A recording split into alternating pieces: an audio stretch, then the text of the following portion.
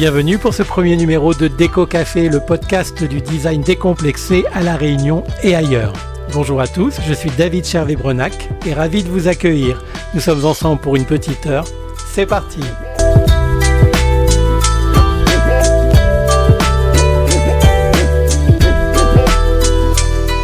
Alors, au programme de cet épisode, 3 sujets qu'il est important d'aborder, surtout lors d'un premier rendez-vous, afin de poser les bases saines de notre relation numérique à partir d'aujourd'hui.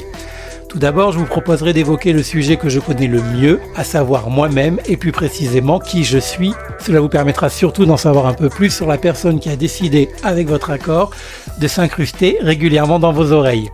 Je ne le ferai pas à chaque numéro, rassurez-vous, c'est juste pour cette fois. Et ensuite, c'est à la rencontre d'autres personnes que nous irons ensemble au fil des mois.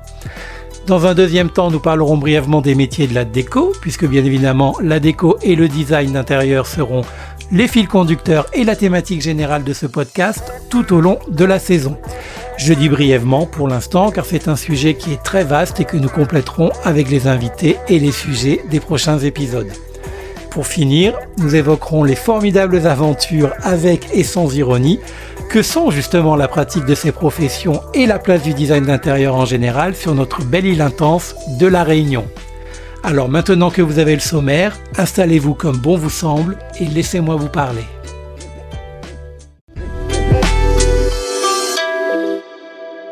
Comme vous l'avez compris en intro, je m'appelle David, j'ai 49 ans, je suis designer d'intérieur, passionné de déco et amoureux des beaux objets depuis très longtemps maintenant.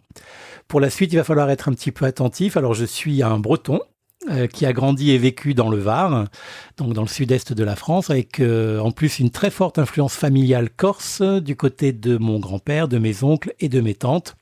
Et je me suis vu tropicaliser de mon plein gré à La Réunion et par amour en 2013. Alors au niveau professionnel, comme certains de mes confrères, j'ai commencé par faire autre chose pour gagner ma vie au début. Mais il y a 10 ans, en débarquant sur cette île que j'espère je ne quitterai jamais, j'en ai profité pour faire ce que j'aurais aimé faire depuis toujours, à savoir être un designer d'intérieur. Alors j'ai d'abord fait mes classes comme commercial en mobilier professionnel auprès des entreprises jusqu'en 2021. Donc mon travail consistait à aménager et à équiper les espaces de travail des clients. C'est un domaine où la rigueur était très importante, plus importante même que l'aspect créatif. Mais c'était aussi très enrichissant. Disons qu'à ce moment-là, quand je créais des intérieurs pour les entreprises, l'objectif c'était surtout, alors au-delà du bien-être des employés qui est une chose très importante et que j'aimais défendre, mais c'était surtout d'encourager, sinon même d'accroître la productivité et les résultats de l'entreprise, puisque comme vous l'avez sans doute déjà entendu, des salariés qui se sentent bien sont des salariés qui travaillent mieux, et des salariés qui travaillent mieux, c'est bien pour tout le monde, et ça passe aussi par l'environnement de travail, l'organisation, l'aménagement, mais alors malheureusement pas assez par la déco.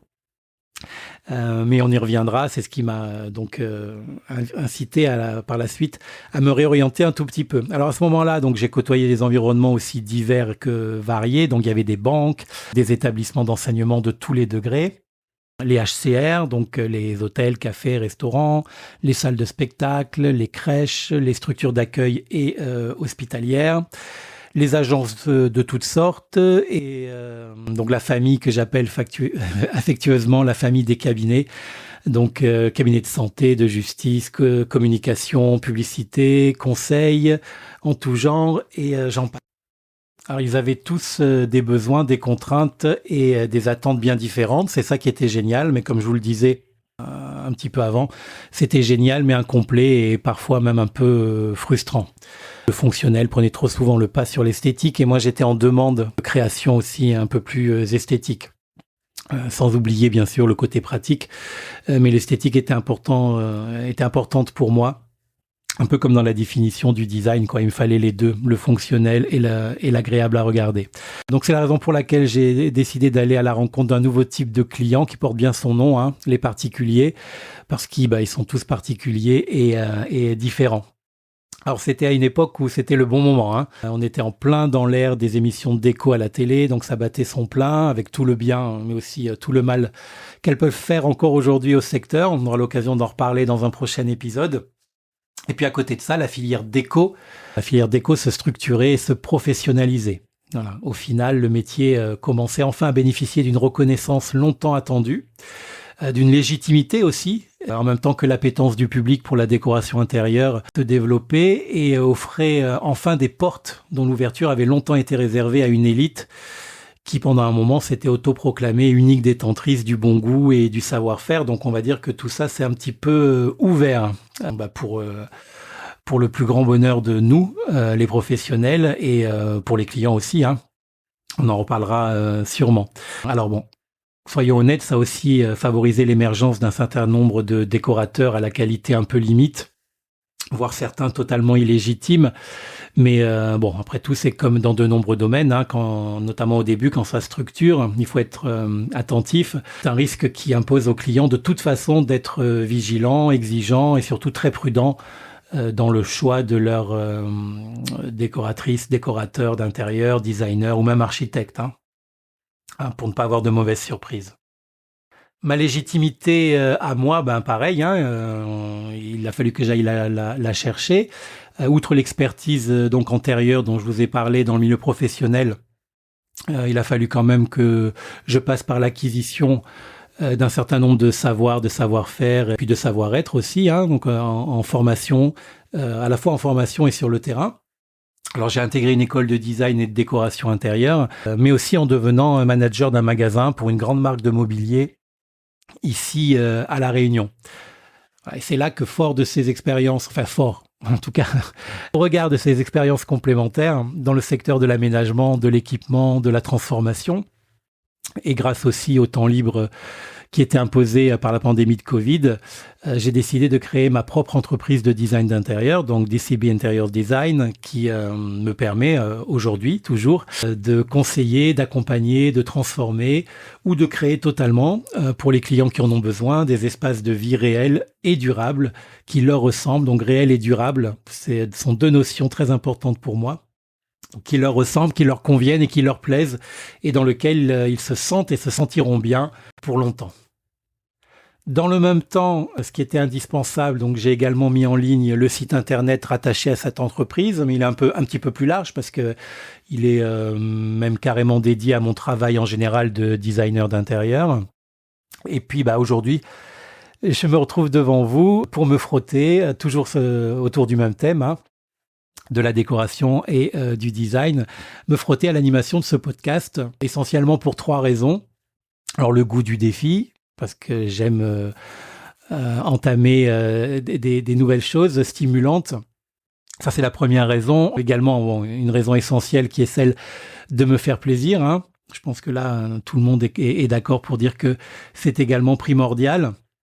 Mais aussi et surtout parce que en 10 ans donc de vie sur cette île de la Réunion, j'ai acquis la certitude que c'était également une terre de design. Alors, c'est d'ailleurs, si les auditeurs qui écoutent ne connaissent pas l'île de la Réunion, j'espère qu'il y en a. C'est une terre de beaucoup de choses, très riche, mais elle regorge d'un tas de ressources, en l'occurrence en matière de design et de savoir-faire dans ce domaine.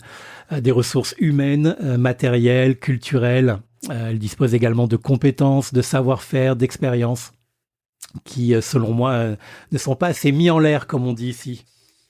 Quand je dis que je l'ai acquis avec certitude, c'est parce que mon parcours m'a permis de réaliser beaucoup de projets, petits ou grands, de rencontrer un nombre important d'artisans, de côtoyer de près ou de loin une multitude de confrères, de découvrir des créateurs, des fournisseurs passionnés, des enseignes et des marques remarquables ici sur le territoire, et également des vendeurs et des vendeuses totalement inspirantes pour les projets que j'avais à mener dans l'intérêt de mes clients. Alors ce trésor local qui est complètement réel, je me suis dit que c'était un peu idiot de le garder pour moi, et c'est la raison pour laquelle je souhaite le partager au travers de ce podcast avec tous ceux qui le souhaitent, qui en ont envie. Alors, un podcast donc qui est pas là juste pour vous dresser le portrait idyllique et doré du monde de la déco et du design à La Réunion. J'aurai aussi à cœur de vous parler sans détour des travers inévitables dans ces différents domaines, des dérives, des arnaques auxquelles on peut être confronté sur l'île. Je précise que ce podcast est non sponsorisé. Il n'y a pas de marque derrière. Il est totalement autoproduit. Je souhaite pas influencer quoi que ce soit, hein.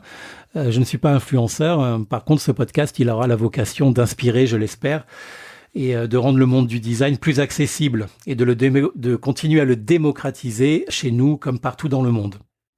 Voilà, on a un peu tendance à croire que le design, de par l'image de coût élevé, hein, qu'il peut avoir auprès des gens. Je précise que le design n'est pas une création des élites pour les élites et qu'il faut continuer à travailler. Je pense qu'on a tous une responsabilité en tant que décorateur d'intérieur d'œuvrer à ce que le design soit accessible et qu'il ne soit pas réservé à une seule tranche de la population qui aurait les moyens, que ça soit à La Réunion, en métropole ou partout dans le monde. Il faut quand même se rappeler que le plus souvent, le design, pour imager, hein, mais ça explique bien ce que j'ai envie de dire, le design, il naît souvent au fond des garages à destination du plus grand nombre. C'est un peu aussi pour ça que j'ai choisi de sous-titrer ce podcast donc pour un design décomplexé.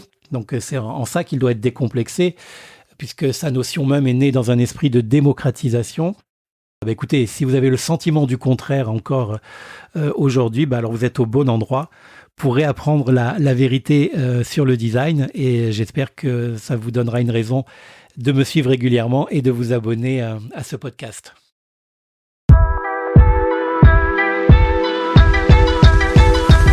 Maintenant que vous me connaissez un tout petit peu mieux et que je vous ai livré l'essentiel de mes intentions, prenons à présent le temps de faire un point sur les différents métiers de la décoration à La Réunion et partout ailleurs. Tout d'abord, il faut que je définisse très précisément le cadre. Aujourd'hui, je vais essentiellement vous parler de la décoration intérieure et des services qui y sont rattachés.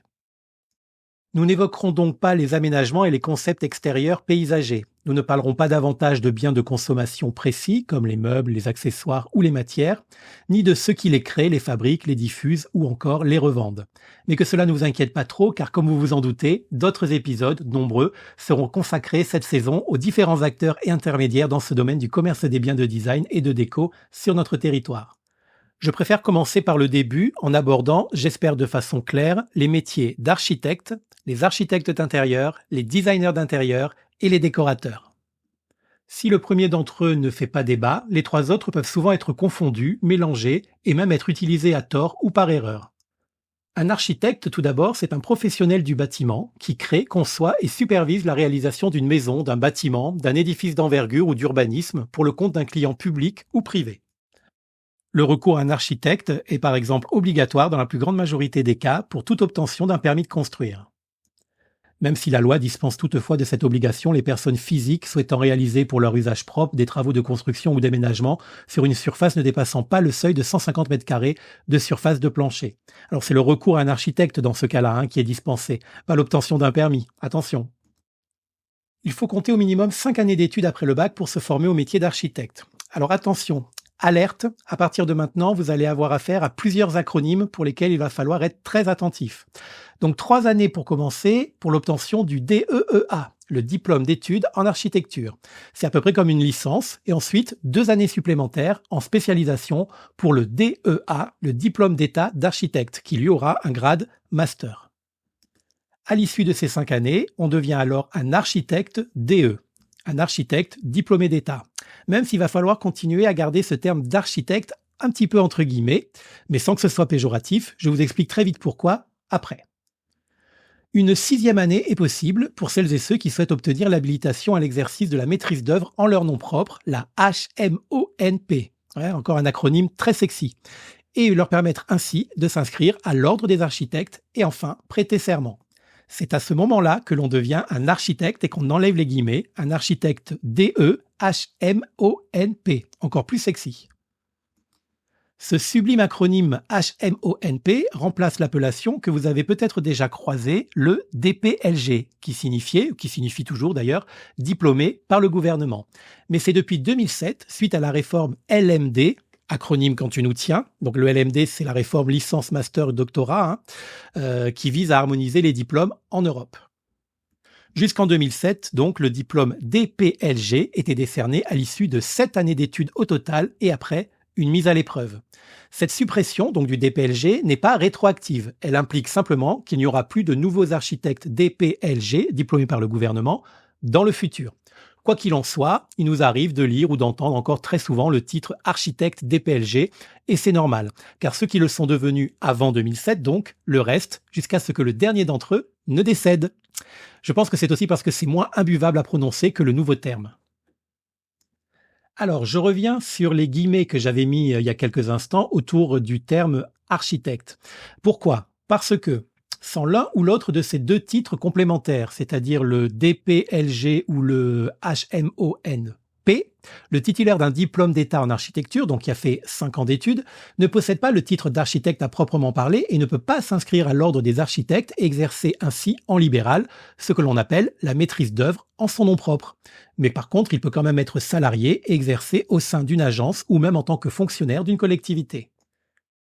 De plus, comme l'architecte DPLG avant 2007, l'architecte DEHMONP après 2007 doit lui aussi obligatoirement souscrire une assurance décennale et biennale pour garantir la réparation d'éventuels dommages constatés après la réception des chantiers qui ont engagé sa responsabilité.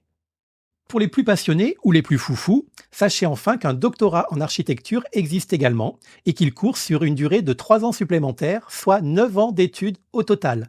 Le doctorat n'est pas nécessaire pour exercer la profession d'architecte. Cela permettra à son détenteur ou à sa détentrice de pouvoir exercer des activités de recherche.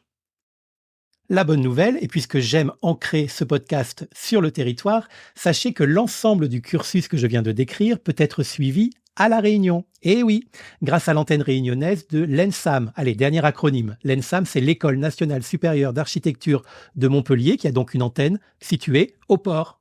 Voilà, j'espère que c'était clair. En tout cas, j'ai essayé de faire court et simple en ce qui concerne ce premier métier d'architecte. Et pour toutes celles et ceux qui n'ont pas eu le temps ou l'envie de tout retenir de suite rien qu'en écoutant, c'est sans doute parce qu'ils savent, et je leur confirme, je le confirme d'ailleurs à tout le monde, que vous pouvez retrouver tous les points importants de cette présentation dans les notes de l'émission.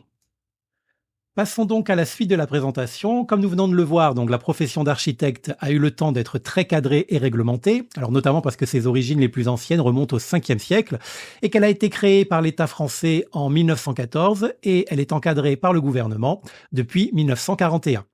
Il en est autrement pour les métiers plus récents que sont l'architecte d'intérieur et le décorateur d'intérieur. Donc ça, ce sont des métiers bien plus récents.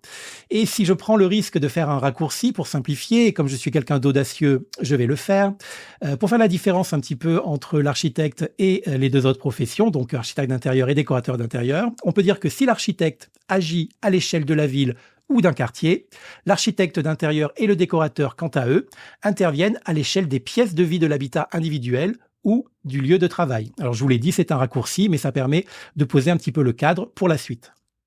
Évidemment, en dehors du parcours d'études et de formation qui n'ont absolument rien à voir entre le premier métier et les deux autres, et par conséquent les prérogatives qui leur sont accordées non plus, on peut quand même considérer que pour le client, et je dis bien pour le client, c'est principalement une question de contexte d'intervention et d'espace d'action en quelque sorte qui va déterminer le recours à l'une ou l'autre de ces professions. Je peux prendre un exemple pour illustrer ce propos. Inutile de demander à un architecte DEHMONP de refaire vos toilettes. Alors certes, il pourra le faire, surtout s'il vous aime bien, mais ça revient un petit peu à utiliser un bazooka pour éliminer un moustique. Ce qui n'est pas bien d'ailleurs, il ne faut pas le faire.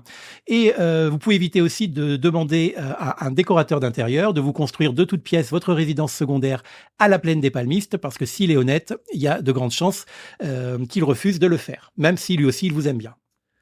Ok, très bien. Alors, une fois qu'on a dit ça, quelles sont à présent les différences entre le décorateur et l'architecte d'intérieur? Tout d'abord, retenons que ces deux métiers œuvrent dans le cadre du design d'intérieur, puisque la définition générale et simplifiée du design est la discipline qui cherche à créer des nouveaux objets, environnements ou des services qui soient à la fois esthétiques, faciles ou agréables à utiliser, tout en étant adaptés à leur fonction. C'est donc très logiquement valable pour les environnements intérieurs que sont toutes les pièces d'un logement, d'un lieu de travail, d'un lieu d'accueil ou même d'un commerce. Ils vont tous les deux avoir comme objectif commun de modifier des intérieurs. Alors modifier, ça peut être transformer, améliorer, rénover et tout plein d'autres verbes en « et ». Ils auront chacun tout simplement des domaines d'intervention différents, des compétences différentes et ils auront eu un parcours respectif de formation spécifique différente. J'en profite d'ailleurs pour faire une petite parenthèse puisque je viens de donner une définition simplifiée du design pour vous rappeler un petit quelque chose qui est important. Design, ce mot, c'est un nom ce n'est pas un adjectif. Souvent, on entend waouh, cette voiture est design, ce canapé est vraiment design. J'adore cette lampe, elle est trop design. Ça ne se dit pas. Design est un nom. On ne peut pas dire de quelque chose qu'il est design. Par contre, on peut dire de quelque chose qu'il a un design. Ceci, un design, cela, que vous aimez le design de ce canapé, mais pas qu'il est design. Voilà. On l'entend souvent, moi-même, il m'est arrivé à plusieurs reprises de l'utiliser, mais sachez que c'est une déformation malheureuse et qu'il vaut mieux éviter. Voilà. On peut dire qu'un objet est beau, qu'un objet est moche, qu'un objet est rose, qu'un objet est bleu, voilà, qu'un objet est confortable, qu'un objet est grand, qu'il est petit, mais on doit éviter de dire qu'il est design. Voilà, je referme la parenthèse, mais c'était important de la faire. Du coup, quelles sont les formations de ces deux métiers ? Le décorateur ou la décoratrice d'intérieur n'ont pas vraiment besoin d'obtenir un diplôme pour exercer. Cela ne veut pas dire qu'ils ne doivent pas avoir de compétences artistiques ou techniques, ni même une solide culture du design, mais tout simplement que celles-ci ne sont pas sanctionnées par une certification obligatoire. Mais à moins d'une reconnaissance qui soit à la fois le fruit d'une longue expérience et d'une quantité significative de réalisations relayées par une satisfaction client vérifiée, une formation de décorateur diplômante est quand même un véritable atout. En moyenne, parmi toutes les formations de décoratrices ou de décorateurs d'intérieur qui existent, on constate qu'il faut à peu près compter entre 8 mois et 1 an pour une formation sérieuse qui déboucherait sur une certification. Le décorateur d'intérieur est, comme son nom l'indique, plutôt spécialisé dans la décoration des espaces. Grâce à sa connaissance de l'histoire du design et des tendances en matière d'ameublement et d'accessoires, il peut être notamment en charge de l'aménagement d'espaces tels qu'une maison, un hôtel, un bureau ou même une vitrine de magasin. Ce qui fait d'elle ou de lui le spécialiste de la décoration, des tendances et de l'harmonisation des ressources dans un même environnement. Alors que l'architecte d'intérieur, qui pourtant lui aussi est amené à penser des intérieurs, aura quand même une dimension plus conceptuelle et technique. Contrairement au décorateur, l'architecte d'intérieur pense tout l'aménagement et l'ergonomie d'un espace. Il est donc amené parfois à proposer des travaux et même à les conduire, s'il en a le droit, comme déposer, créer ou déplacer des cloisons, changer la destination d'une pièce ou déplacer des pièces au sein d'un même lieu. Avec les assurances et les garanties qui vont avec, bien évidemment, parce qu'à chaque fois qu'il y a des compétences, il y a des risques de leur mise en pratique et donc ces risques, il faut les assurer. D'ailleurs, le décorateur aussi a tout intérêt à prendre à minima une responsabilité civile professionnelle comme police d'assurance. Autant nous avons vu qu'il n'était pas nécessaire d'avoir un diplôme pour être décoratrice ou décorateur d'intérieur, bien qu'une certification soit quand même fortement conseillée, l'architecte d'intérieur, lui, a droit à son diplôme. Et d'ailleurs, il est même obligatoire, hein, ce diplôme, et il s'obtient, en 3 à 5 ans en fonction des prérogatives que le candidat désire. Un diplôme d'architecture d'intérieur permet de maîtriser les connaissances techniques, les logiciels de conception assistés par ordinateur, donc un petit acronyme supplémentaire, le CAO, on en reparlera souvent dans ce podcast, et permettre ainsi de développer ses connaissances de l'architecture et du design. Cette formation peut être sanctionnée par un diplôme reconnu par l'État et l'Union nationale des architectes d'intérieur designers. Allez, encore un, l'UNAID.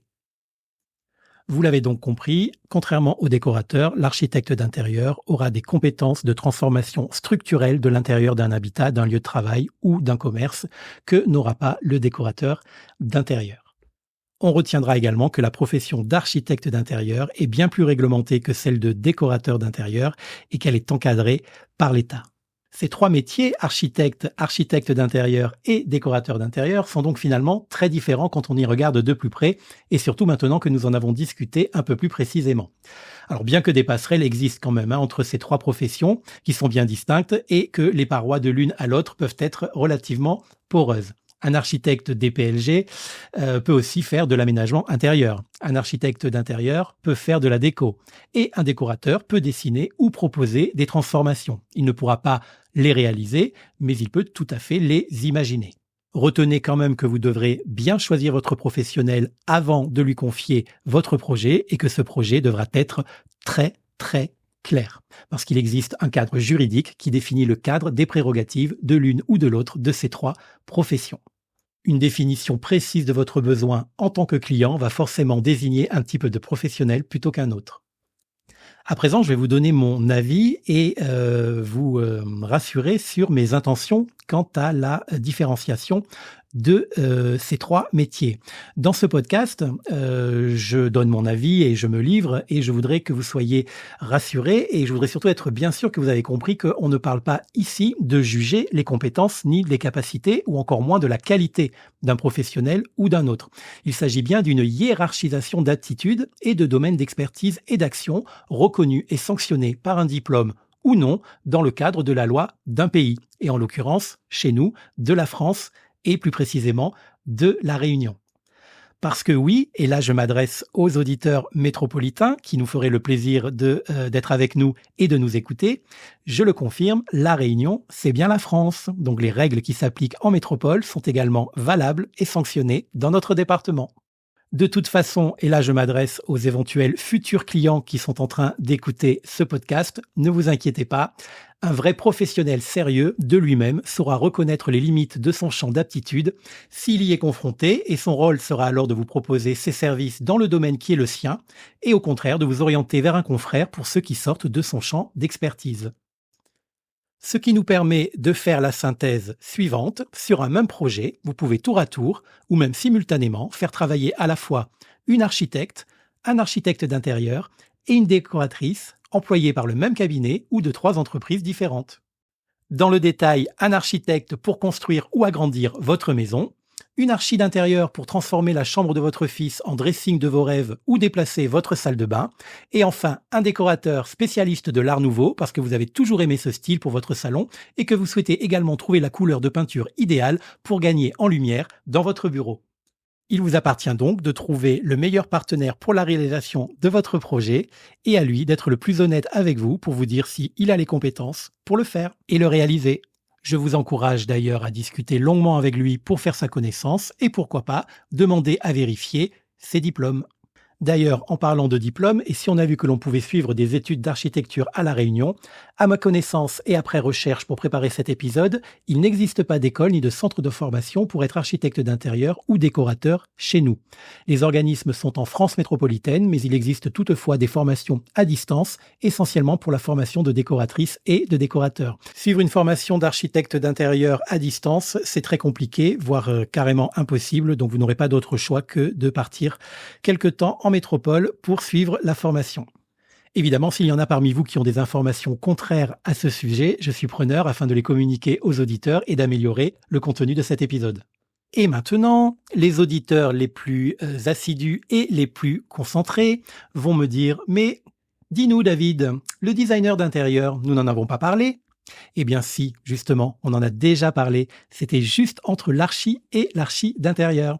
Pourquoi on en a déjà parlé ? Parce que le design d'intérieur, c'est la création ou la transformation avec ou sans travaux lourds de votre lieu de vie ou de travail. Par conséquent, et à partir de cette définition, une architecte d'intérieur peut se faire appeler designer d'intérieur si elle le souhaite, et un décorateur également, puisque par son action aussi, il participe à la transformation ou à la création de nouveaux espaces selon vos attentes. En toute logique, un professionnel qui va être apte à vous proposer les deux, c'est-à-dire à la fois déco et travaux, aura quant à lui 2 raisons de se présenter en tant que designer d'intérieur s'il le souhaite. Ce qui est d'ailleurs aussi le cas de nombreux confrères et notamment consoeurs chez nous, ici à La Réunion, que j'aurai sans doute le plaisir de vous présenter lors de prochaines interviews. Teaser, teaser. Car oui, au risque de vous étonner, je vous informe que nous sommes nombreux à La Réunion à vous proposer des services de design d'intérieur. Il y a beaucoup de femmes, il y a quelques hommes, mais peu importe, ça c'est pas très important. Pour être plus précis, lors de la préparation de cet épisode de podcast, j'ai fait quelques recherches et j'ai recensé 25 professionnels et sans doute que j'en ai raté quelques-uns. Mais ce qui est sûr, c'est que notre belle île de La Réunion est loin d'être en reste en termes d'offres de services dans ce domaine. Il y en a forcément une ou un parmi eux qui sera parfaitement adapté à la réalisation de votre projet si vous en avez un ou au projet de vos amis s'ils en ont. Quoi qu'il en soit, si vous le souhaitez et à partir de vos attentes, de nos domaines d'expertise en tant que designer d'intérieur et de l'indispensable confiance et complicité qui doit exister dans toute collaboration entre un client et un professionnel, vous pouvez faire appel aux acteurs du design d'intérieur réunionnais. Soit parce que vous avez besoin d'être rassuré quant à votre projet, soit parce que vous souhaitez être accompagné, ou enfin parce que vous avez le sentiment de ne rien y connaître et que vous voulez qu'une personne le fasse entièrement pour vous. Ou tout simplement parce que vous souhaitez du changement, mais que vous n'avez absolument pas le temps ou l'envie, ou même les deux, de vous en occuper vous-même. C'est la raison pour laquelle les designers pays sont là et existent. Peu importe les raisons de votre démarche, elle se défend tant qu'elle est un minimum réfléchie et préparée. Attention toutefois, comme tout service artistique et commercial, ceux du design d'intérieur ont aussi un coût qui varie en fonction d'un certain nombre de critères. C'est parfois bien moins cher que ce à quoi vous pouvez vous attendre, mais ce qui est sûr, c'est que ce n'est pas gratuit. Le pas cher peut coûter cher et le très cher n'est pas forcément le meilleur rendu. Mais nous en parlerons dans un prochain épisode centré sur la tarification de ces services ici, chez nous, à La Réunion, en comparaison avec ceux de la métropole, si comparaison est nécessaire. Quoi qu'il en soit, soyez assurés qu'à La Réunion aussi, en matière de déco et de design, nous les capables. Et si nous parlions à présent du monde de la déco à La Réunion ? Alors c'est vrai que l'île de la Réunion, c'est avant tout la France. Mais nous sommes parfois obligés de le rappeler, en quelques circonstances cocasses ou même plus sérieuses. Mais dans les deux cas, c'est toujours avec plaisir, humour et gentillesse que nous le faisons. Alors pour faire un petit peu d'histoire, la Réunion est même plusieurs fois française. Pour la première, en 1642. Officiellement habitée depuis 1663, occupée et rebaptisée à plusieurs reprises dans son histoire, elle le redevient définitivement en 1814 et son nom ne changera plus à partir de 1848. Là, je vous ai fait un super résumé. En 1946, elle devient même un département français, puis également une région française en 1982. C'est littéralement, aujourd'hui encore, un bout de France au bout du monde, à 9400 km de Paris. Elle abrite aujourd'hui plus de 860 000 habitants sur un caillou, c'est le petit surnom qu'on lui donne parfois, de 2512 km². Elle est plantée dans l'océan Indien, entre Madagascar et l'île Maurice, ou bien si on dézoome encore un peu plus, entre l'Afrique du Sud et l'Australie. 2512 km², pour vous donner une image, c'est 3,5 fois plus petit que la Corse, pour comparer avec une autre région insulaire française. Et c'est en ça que réside une de nos différences importantes. Nous sommes des Français, mais nous sommes sur un petit territoire et nous sommes loin. Alors, message à caractère informatif pour les Français de France métropolitaine, je vous rassure, nous sommes loin, mais nous avons tout ou presque. Nous avons l'eau courante et potable, l'électricité, l'Internet par la fibre, de l'essence et des voitures pour l'utiliser, ou l'inverse, des routes aussi, et bien sûr des impôts. C'est donc vous dire à quel point c'est vraiment la France. Nous parlons le français et le créole et des tas d'autres langues par origine, plaisir ou par envie. Nous avons également quelque chose que vous n'avez pas et qui est très important pour nous, un volcan, le piton de la Fournaise. Et enfin, les animaux préhistoriques ont également disparu. Ils ont été remplacés par des banques, des supermarchés, des magasins à taille humaine, des restaurants, des bars et beaucoup trop de fast-food. Mais alors du coup, si vous êtes des auditeurs métropolitains qui nous écoutez, vous allez me dire qu'il n'y a pas tant de différence que ça entre la Réunion et la métropole. Vous n'avez pas complètement tort, il n'y en a pas tant que ça, mais il y en a quand même. Bon, déjà, on l'a vu, le nombre de fast-food par habitant est juste hallucinant, mais l'une des différences les plus importantes est que, nous le savons très bien ici, du fait de notre éloignement, on importe presque tout depuis l'extérieur, et que malgré le fait que nous soyons en France, la quasi-totalité de ce que nous importons et consommons, même depuis la métropole, est de surcroît taxée, donc infiniment plus cher. Si la misère est moins pénible au soleil, la vie y est cependant fortement taxée. C'est notre situation insulaire qui fait que les marchandises sont essentiellement acheminées en bateau ou en avion. Évidemment, le train ou les camions, forcément, ça serait très compliqué. Donc, si vous faites l'opération transport maritime ou aérien, plus les taxes sur lesquelles on reviendra un petit peu plus tard, vous obtenez entre 11 et 37% de coûts de la vie plus élevés chez nous qu'en France métropolitaine, évidemment en fonction des biens de consommation ou de services considérés. C'est pour ça que j'ai mis une fourchette entre 11 et 37% après vérification. Alors évidemment, je ne vais pas dans ce podcast débattre de la nature des taxes et ou des frais de douane qui nous sont imposés par l'État sur nos importations, mais je peux néanmoins vous donner mon avis. C'est pour moi très énervant, souvent injustifié, incompréhensible parfois, et très certainement un frein au développement. Mais encore une fois, ce n'est que mon sentiment et ce n'est pas l'objet de ce podcast d'en débattre. Une chose est sûre néanmoins, et même si évidemment ce n'est pas le secteur le plus important ni le plus indispensable dans la vie de tout un chacun, comme dans de nombreux domaines, cela a quand même un impact très fort sur la consommation des biens et des services dans celui de la décoration intérieure à La Réunion. Ce podcast traiterait de la mode ou de la restauration, le constat serait très sensiblement le même. Et après cette nécessaire entrée en matière, cela nous permet de retomber sur nos pattes et on en revient au sujet de ce chapitre, la décoration intérieure à La Réunion, et plus précisément, ses ressources disponibles, que ce soit pour les clients ou pour les professionnels. Vu que l'on a commencé avec un premier point négatif qui est donc ce fameux coût plus élevé des biens de consommation, on va poursuivre dans cette voie et promis, on finira quand même par les aspects positifs et surtout les atouts qui viennent heureusement, à défaut d'équilibrer, au moins fortement contrebalancer un petit peu tout ça. Alors, non seulement c'est souvent plus cher, mais c'est aussi plus rare. Quid de la cause ou de la conséquence, on ne sait plus trop à force. Bref, c'est ainsi que lorsque vous trouvez par exemple un objet de déco, un mobilier, un papier peint, ou même une couleur de peinture, un parquet ou encore un carrelage qui vous intéresse, et que son tarif est dans vos moyens, eh ben vous avez plutôt intérêt à l'acheter tout de suite. Car sinon, vous pouvez être sûr que si vous revenez un petit peu plus tard, après avoir pris le temps de réfléchir, l'objet de votre désir aura sans doute disparu des rayons. Et souvent, le pire, c'est que vous n'êtes même pas prêt de le revoir de sitôt. Donc ici, chez nous, on a très peu le temps pour réfléchir. Il faut se décider très vite, soit c'est oui, soit c'est non, mais c'est tout de suite. Ce qui nous amène au sujet des stocks disponibles, qui sont souvent, il faut le reconnaître, assez petits et peu nombreux. Vous avez quand même, quand c'est proposé, la possibilité de commander votre produit ou votre objet, mais c'est alors de patience qu'il faudra vous armer, car votre achat arrivera entre 15 jours ou 6 mois, en fonction de sa nature et de l'enseigne où vous voulez le commander. Je dis quand c'est proposé parce que parfois la commande en réassort n'est même pas possible. Soit parce que l'enseigne n'a pas envie de s'embêter pour vous, c'est malheureusement souvent le cas, et pas qu'à La Réunion d'ailleurs, soit parce que les quantités de commandes de gros imposées par le fabricant à l'enseigne qui distribue l'article en question sont tellement importantes qu'ils ne vont pas s'imposer une nouvelle commande en nombre supplémentaire pour le seul exemplaire dont vous auriez besoin. Parce qu'ils ne seront pas sûrs de les vendre tous encore une fois, et ça leur restera peut-être sur les bras puisque tous ceux qu'ils ont eu au préalable lors de la commande initiale ont déjà été écoulés. Alors c'est un peu compliqué comme ça, je m'explique. Par exemple, pour vous permettre d'acheter votre vase coup de cœur en quantité 1, le magasin sera peut-être obligé d'en commander un carton de 25, ce qui veut dire qu'il va devoir de nouveau vendre les 24 autres unités, alors qu'il a déjà mis 6 mois à écouler son premier carton de 25. Vous comprenez mieux ? J'espère que c'est plus clair. Si ça n'est pas le cas, je vous invite à me poser des questions dans les commentaires et on pourra en discuter tranquillement ensemble. Soit également parce que, n'ayons pas peur de le dire, La Réunion peut aussi être un territoire commercial où des fabricants extérieurs peu scrupuleux se débarrassent assez facilement des fins de série ou des fins de collection à des prix de gros pour les fournisseurs et dont on sait par définition que ces mêmes collections sont achevées et ne seront donc pas renouvelées au moment même où elles sont proposées aux revendeurs. Ou pire, au moment où on nous les vend. Il s'agit déjà de la collection de l'année dernière, en métropole par exemple. Bon, en déco, c'est pas trop grave, car de toute façon, un bel objet reste un bel objet, quelle que soit son année de sortie. Mais ça peut quand même poser quelques soucis d'organisation en cas de remplacement SAV ou de réassort, parce que vous pouvez avoir acheté un vase et vouloir le compléter par son petit frère, donc vous avez envie de racheter un exemplaire.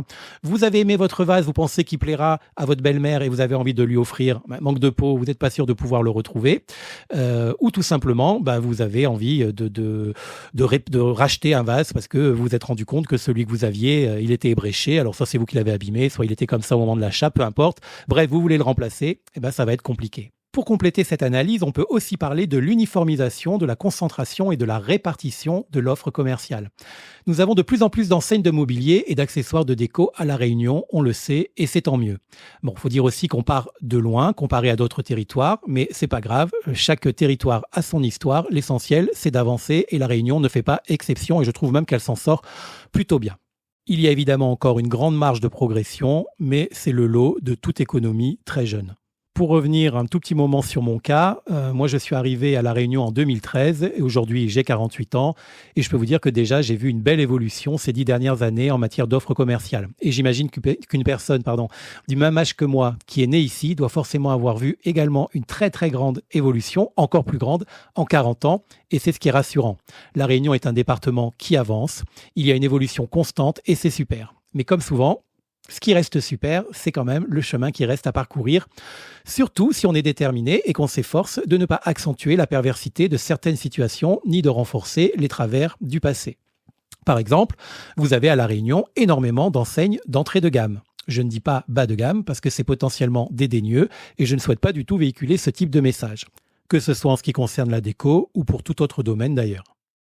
Mais c'est une réalité et il faut quand même en parler. Alors ça s'explique essentiellement, si on est du genre à voir le verre à moitié plein, par la volonté de permettre à la tranche de la population réunionnaise qui a un pouvoir d'achat modeste, voire très modeste, c'est-à-dire la grande majorité, de pouvoir s'équiper en fonction de ses moyens. Sur le papier, c'est formidable.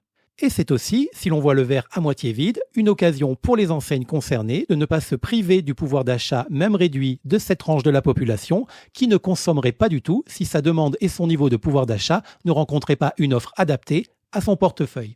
Entre ces deux façons de voir le verre, vous avez le choix de vous positionner comme bon vous semble. Sachant qu'il y a, à mon avis, un petit peu des deux, comme dans beaucoup de situations. Mais de mon côté, je rajoute à titre personnel que l'offre d'entrée de gamme étant malheureusement vouée à être souvent renouvelée, elle oblige ses clients précisément à consommer plus souvent. Alors moins à l'acte, mais bien plus en nombre de fois.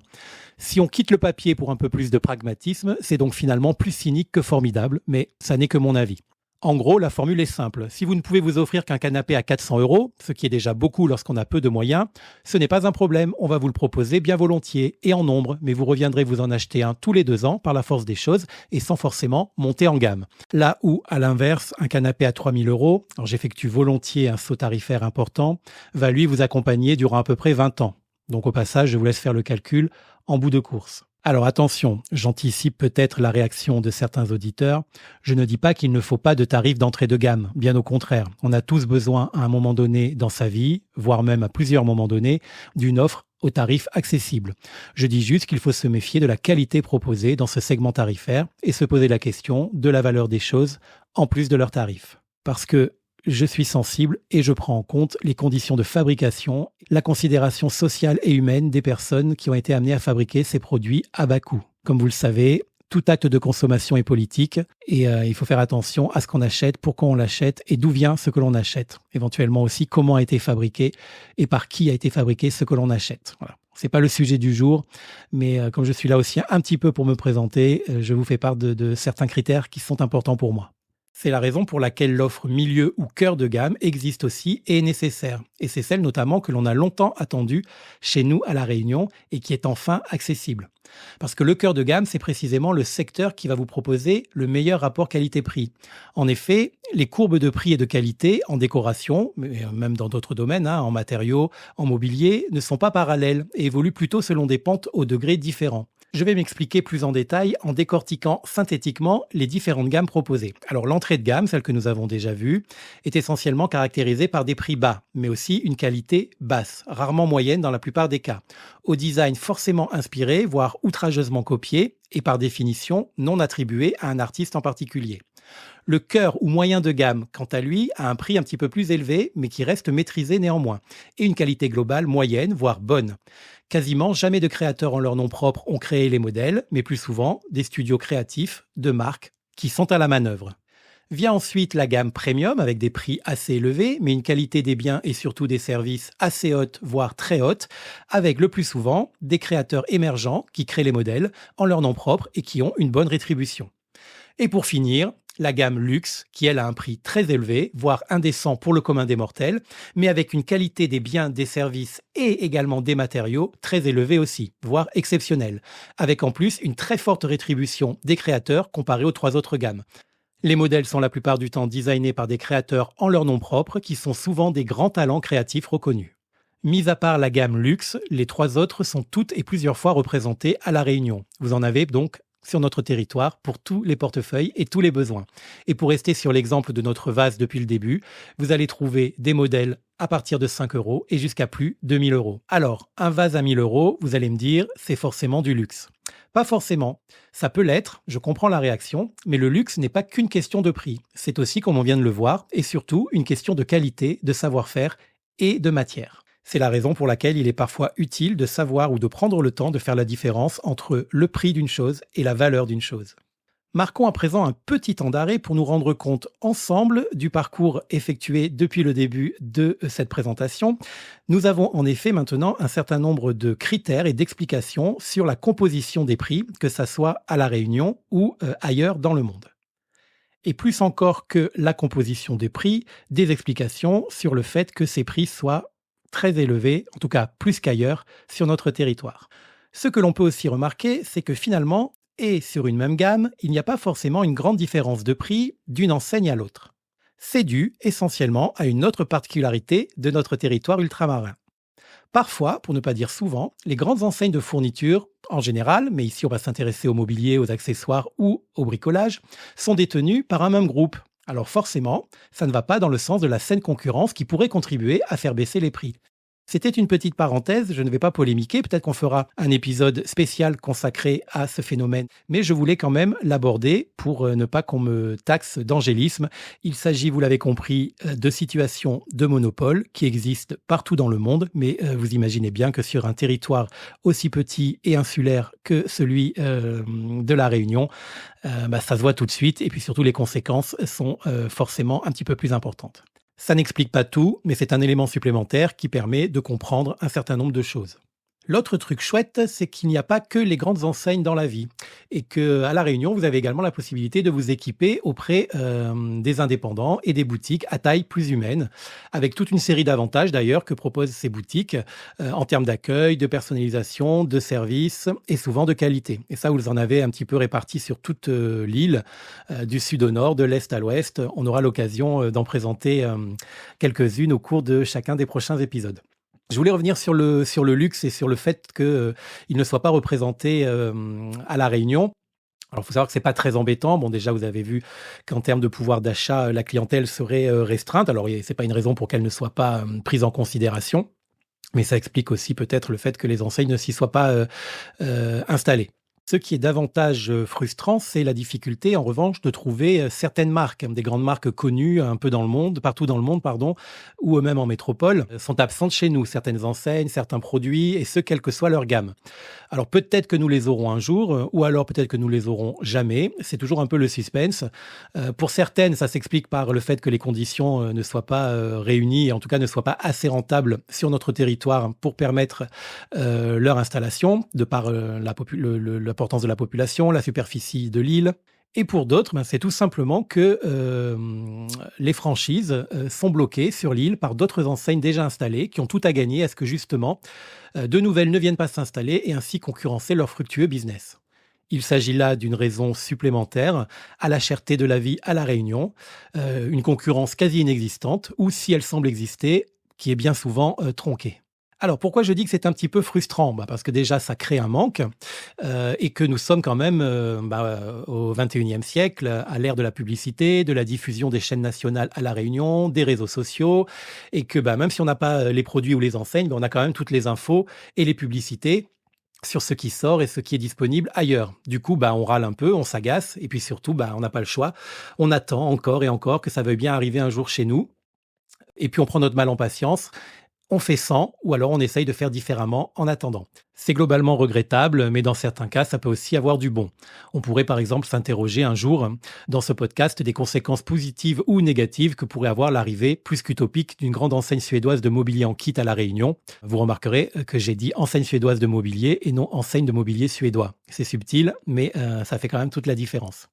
Heureusement que nous avons des solutions et des opportunités alternatives, dont l'une d'entre elles est que notre île, heureusement, regorge d'artisans de qualité qui permettent par leur travail et leur savoir-faire de pallier avantageusement ce défaut de l'offre. Donc je vous encourage, si vous en avez l'occasion, bien évidemment, à les faire travailler. Ou du moins à les consulter et vous verrez que parfois ce n'est pas forcément plus cher et vous avez quasiment la garantie que le travail sera bien fait. En dehors de cette solution, vous avez toujours la possibilité de vous faire livrer des produits depuis Internet, mais alors là, c'est un nouveau parcours du combattant avec les services de vente en ligne. Soit la livraison est possible, et dans ce cas-là, ça peut être assez long. Et ça va être très souvent surtaxé par la douane à l'arrivée. Parce que oui, alors je suis pas revenu sur ce point-là, mais j'ai déjà fait référence aux frais de douane, mais je vous ai pas expliqué comment ça se passait chez nous. Alors bien que nous soyons en France, nous avons des frais de douane à l'importation, même sur les produits métropolitains. C'est cadeau, c'est comme ça. Alors pour les produits qui viendraient de l'étranger, on pourrait comprendre, mais pour les produits qui viennent de France, bref, j'ai prévu d'y revenir dans un prochain épisode, donc on va s'arrêter là pour aujourd'hui, mais sachez que nous avons des frais de douane sur les produits importés. Voilà, donc là, on a vu dans le cas où c'était possible, soit vous avez aussi les cas où c'est impossible, et dans ce cas-là, si votre commande n'est pas trop volumineuse, vous pouvez toujours faire appel à eux et demander la réexpédition de la part d'un ami ou d'un membre de votre famille depuis la métropole, ou même maintenant via des services dédiés disponibles à La Réunion, dont la vocation est de recevoir vos produits et de vous les renvoyer chez vous. Parce que encore en 2023, beaucoup de grands noms du commerce en ligne, de la déco ou d'autres domaines, ne proposent volontairement pas la livraison de la réunion. Alors en plus, vous ne l'apprenez que tard dans votre processus de commande, parce que des fois, vous êtes sur le site, vous faites votre sélection, tout ça, vous êtes content, vous allez presque jusqu'à la page de paiement, et puis au moment de choisir votre pays de destination, on vous informe que ce pays n'est pas desservi par l'enseigne, et que vous ne pourrez pas recevoir votre produit, votre commande à votre domicile. Je pense que nombre d'entre vous qui êtes en train de m'écouter ont déjà vécu cette expérience et qu'ils me rejoignent dans le fait que c'est vraiment très énervant. Voilà, donc cumulées, toutes ces particularités ont donc pour conséquence une relative limitation de la diversité de l'offre chez nous. Et on finit souvent par voir les mêmes choses un peu partout lorsque l'on est client. Cela s'améliore, mais c'est toujours un peu le cas, comme je l'ai dit, et il ne faut surtout pas se décourager, mais c'est long. Alors, en revanche, cette uniformisation, cette concentration des ressources et leur difficile approvisionnement, ça pousse quand même les particuliers et les professionnels à être plus créatifs, donc ça c'est bien, vu que c'est moins facile qu'en métropole. Nous sommes donc amenés de fait à être plus patients, plus inventifs, plus débrouillards, mais attention, certainement pas moins exigeants. Et cela me donne également la possibilité de conclure ce chapitre en pointant du doigt le rôle essentiel et l'utilité de faire appel à des designers, qu'ils soient archi d'intérieur ou décorateurs, en se référant à la première partie de cet épisode. Il ne faut pas hésiter, dans le cadre de vos projets, à faire appel à un professionnel. Car dans ce contexte tropical particulier, leurs missions prennent un sens encore plus important et rendent l'utilisation de leurs services, ancrés sur le territoire, encore plus pertinent. Parce qu'un professionnel de la déco à La Réunion va bien évidemment vous aider à réaliser votre projet à des degrés d'implication plus ou moins forts, mais il va surtout vous accompagner afin d'y voir plus clair dans ce monde tellement original chez nous, mais il va aussi surtout vous faire économiser de l'argent et vous faire gagner du temps. Il va vous accompagner pour gérer votre projet en organisant toutes les forces vives et les ressources autour d'un objectif fixé par vous-même.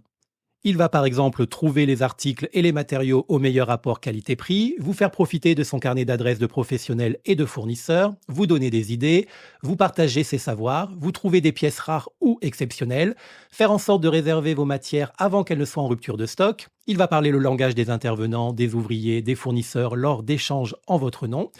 Vous représenter dans les réunions de chantier, négocier certains tarifs, rationaliser votre budget et intelligemment répartir vos dépenses. Il va favoriser et mettre en avant le travail des artisans locaux, des entreprises du territoire et permettre ainsi une participation plus importante à l'économie de l'île. Il va défendre l'éthique de votre projet en choisissant des mobiliers, des accessoires et des matières garants du respect de l'humain et de la planète. A priori, il ne fera pas en sorte que le prix soit le seul et unique critère de décision. Il veillera à ce que toutes les règles qui régissent votre projet soient conformes et respectées et que le résultat final obtenu soit également vivable dans la vraie vie, durable en esthétisme comme en qualité et non pas juste instagrammable. Car oui, mesdames et messieurs, une story sur Instagram, c'est max 60 secondes alors qu'un intérieur à vivre, c'est plusieurs années. Voilà encore un sujet très intéressant à traiter dans un prochain numéro, la déco et les médias, je le note. Vous l'aurez compris, à La Réunion aussi, se lancer dans la déco en tant que client ou que professionnel, c'est toucher à la fois à l'esthétique, à la qualité, à la valeur des créations, au financier, à l'éthique, au politique, au respect des gens, de la planète et bien évidemment au respect de soi-même. La déco et le design sont eux aussi des domaines de responsabilité et de conscience où chacun d'entre nous a un rôle à jouer à son échelle et en fonction de ses capacités. Et ça, c'est valable ici comme ailleurs dans le monde entier. C'est la raison pour laquelle j'aime ce métier et tous ceux qui le pratiquent avec honnêteté, sincérité et enthousiasme. J'aime évidemment le pratiquer à La Réunion, car bien que j'ai tenté d'en dresser un portrait réaliste, il n'existe aucun autre endroit au monde où je souhaiterais l'exercer. Voyager pour m'inspirer, évidemment, mais pour revenir toujours sur cette île magnifique que j'aime véritablement.